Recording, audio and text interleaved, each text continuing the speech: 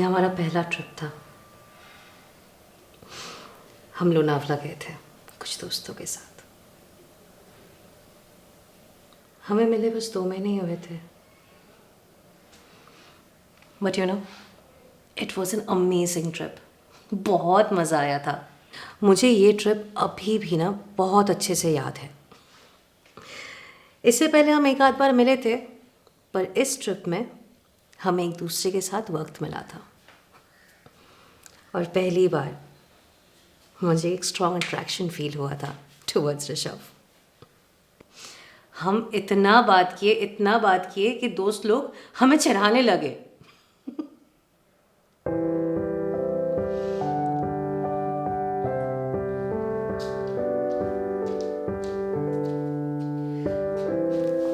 मुझे तभी पता चल गया कि हम दोनों एक दूसरे के लिए बने हैं। I had dated people before, but ये अट्रैक्शन कुछ ज़्यादा ही स्ट्रांग था।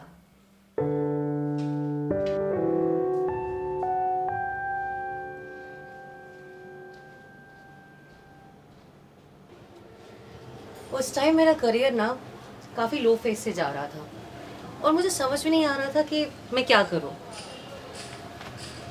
मेरी लाइफ में ऐसा कोई था नहीं जो मुझे गाइडेंस या एडवाइस दे। मेरे फ्रेंड्स थे पर they could not help much. So I started talking to Rishabh. वो इतना मच्योर, इतना काम, और वो कितने सारे बुक्स पढ़ता था। मैं तो बस चुप होके उसे सुनती रहती थी। मेरे ह्यूज लाइफ प्रॉब्लम्स वो बस चुटकी में सल्यूशन निकाल देता था, जैसे वो कोई प्रॉब्लम ही ना हो। और वो मुझे बहुत क्यूट लगता था। तो और क्या, वी स्टार्टेड डेटिंग।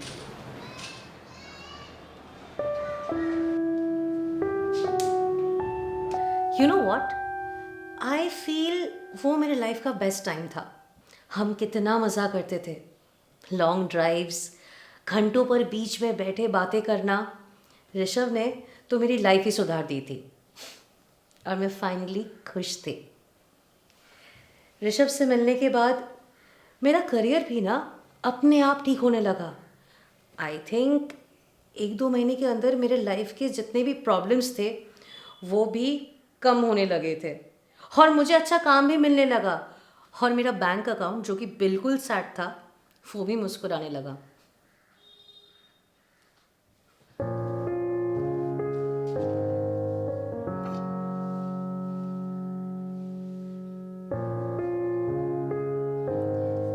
ये मेरा फेवरेट फोटो है। ऋषभ ने प्रपोज किया था। मेरा बर्थडे था। ऋषभ के प्लान्स मेरे सारे दोस्तों को पता था सिवाय मेरे।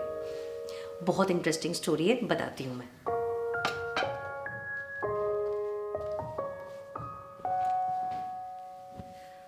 तो मेरा बर्थडे था उस दिन, तो मेरे सारे फ्रेंड्स आए थे और ऋषभ भी आया था। तो 2-3 केक तो आए थे और ऋषभ ने पता है क्या, एक क्यूट सा बट बहुत ही छोटा केक लेके आया था। मैंने सोचा ठीक है क्यूट केक है बट इतना छोटा क्यों। बट मेरे फ्रेंड्स लोगों ने मुझे इंसिस्ट किया कि मैं वही केक सबसे पहले कट करूं। मैंने सोचा ठीक है, तो मैंने वो केक कट किया और उसके अंदर से ये रिंग निकला। This was the biggest surprise of my life और मैं ये बर्थडे कभी नहीं भूल सकती। उसके बाद क्या, 6 महीने के अंदर हमारी शादी हो गई और हम इस घर में शिफ्ट हो गए। बहुत प्यार से सजाया हमने इस घर को।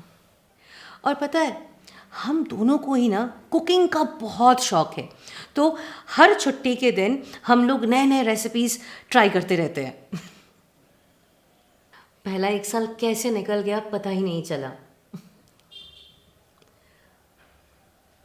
पर उसके बाद अचानक से ऋषभ काफ़ी ड्रिंक करने लगा। शुरू में तो मुझे लगा कि शायद काम का स्ट्रेस है, उसकी वजह से ड्रिंक कर रहा है। फिर ये रोज़ की बात हो गई।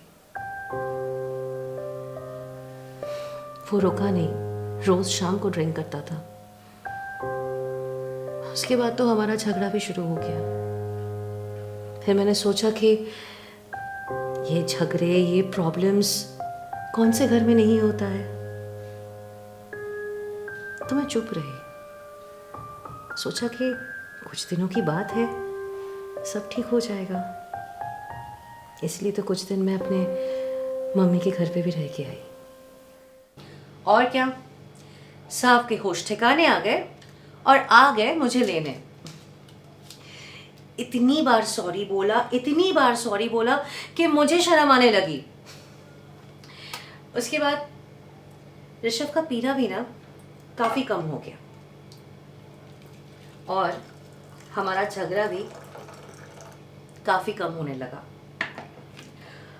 पर ऋषभ ऑफिस के काम में बहुत ज़्यादा बिजी हो गया।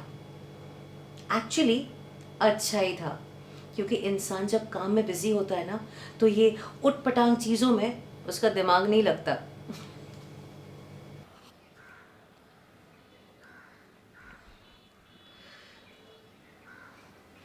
उसके बाद एक दिन ऋषभ बहुत लेट से और बहुत पी के घर आया। उससे तो ठीक तरीके से चला भी नहीं जा रहा था। जैसे तैसे मैंने उसे सुलाया, पर अगले दिन हमारा झगड़ा हुआ एंड इट वाज बैड।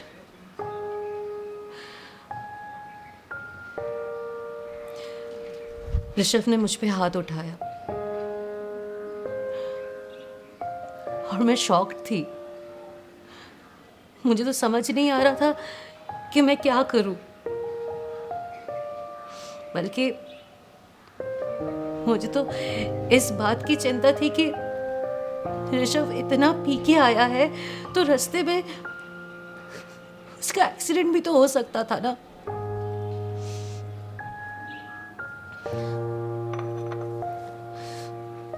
लेकिन इस बार मैं अपने मम्मी के पास नहीं गई। उनकी तबीयत ठीक नहीं थी। एज हुई है ना, और मैं उन्हें तकलीफ भी नहीं देना चाहती थी, क्योंकि घर तो मेरा ही है, मुझे संभालना पड़ेगा। और क्या है ना, हम औरतों को थोड़ा बहुत ये सब झेलना पड़ता है। अगर बात बात में मैं मायके चली गई तो सिचुएशन कैसे सुधरेगा।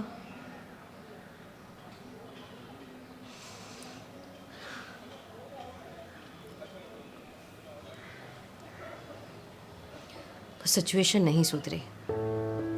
हर दूसरे दिन ऋषभ मुझ पे हाथ उठाने लगा। मैं उसे डॉक्टर के पास ले गई। डॉक्टर ने भी उसे समझाया, दवाई भी दी। No result. ज्यादा पीने के बाद ऋषभ एक अलग ही इंसान बन जाता था। मैं उसे पहचान भी नहीं पाती थी। मुझे गुस्सा भी आता था और दुख भी होता था, पर मैं कुछ नहीं कहती थी। मैंने तो अपना काम भी छोड़ दिया। कुछ करने का मन ही नहीं करता था।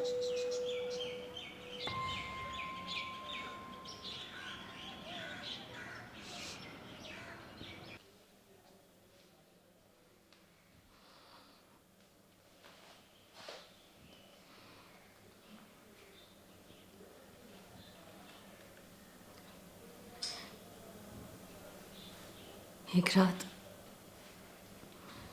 ऋषभ फिर से बहुत बहुत पी के घर आया और आते ही बाथरूम चला गया। बाथरूम से जोर से आवाज आई। मैं भाग के गई तो देखा कि ऋषभ नीचे पड़ा हुआ है और उसके सर से खून बह रहा है। मैं डर गई। मुझे समझ नहीं आ रहा था कि मैं क्या करूं।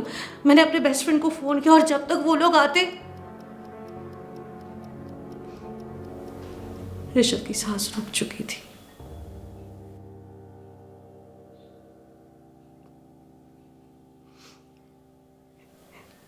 He was no more.